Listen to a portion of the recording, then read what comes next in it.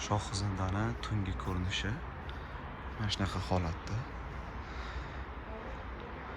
Bu yer qabriston bo'lsa ham go'zallik, arxitektura, naqqoshlik yuksak darajada ifodalangan joy.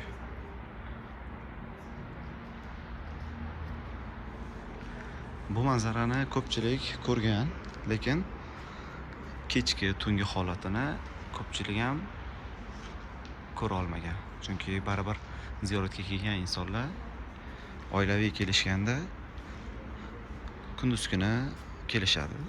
Kechqurun kamdan kam insonlar kelishadi. Hozir ham qarasak, bu yerdagi insonlarning 90% turistlar. Mana shunaqa holat. Har bir